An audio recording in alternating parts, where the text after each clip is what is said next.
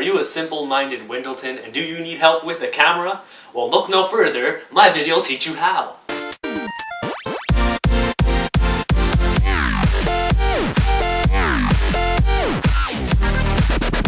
Did you throw that instruction manual away?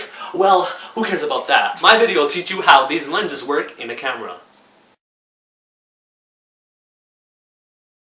Where are you going? I'm right here. Now that you know how to turn on your camera, let me teach you a little bit about the lens and how it functions. Let's go!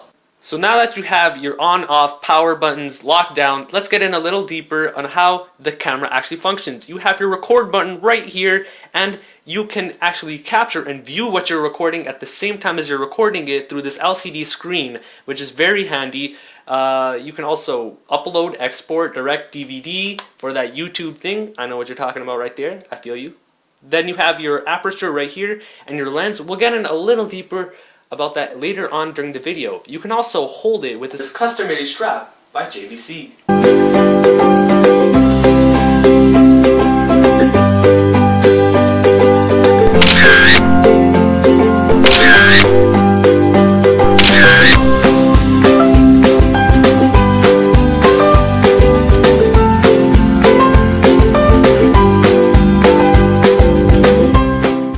Busy getting those blurry shots, I got a new hat.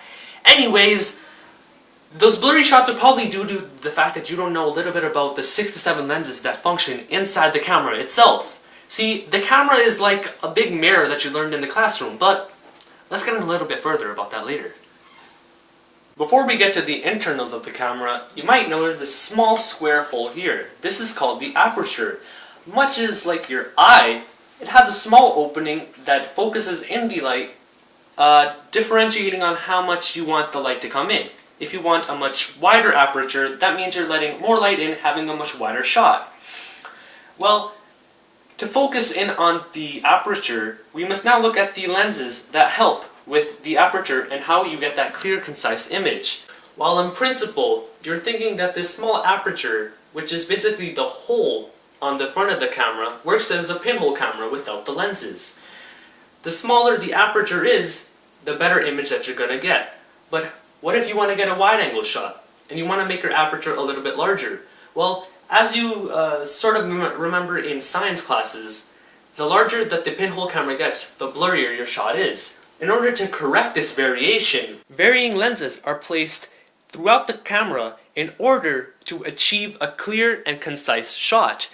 Depending on whether you want a wide lens shot, a focused, or a zoom-in shot, the lenses move depending on how you want your shot to be. You might have been getting those blurry shots because you don't know how the focal length works. You want to correct the varying lenses to a distance that they focus the light coming off the object onto the screen at a good angle. Much more than the several different lenses, these digital cameras also have a digital part. They help focus the lenses without your manual requirement by having different functions on the sides, as you can see here. You can change the focal length, change the angle of the mirrors that you want them to be, so you can have the best shot without even moving an inch. What are you doing down here? Come on, let's talk about the cameras.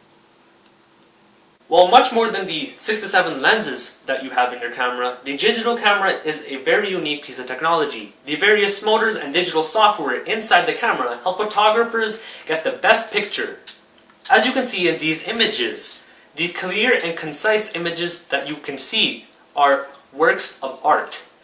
The digital camera helps you get the best shot without you having to manually focus the lenses at the point that you want them to. The digital camera. I hope you learned how to use it. Please subscribe and comment on what your favorite part of the video was.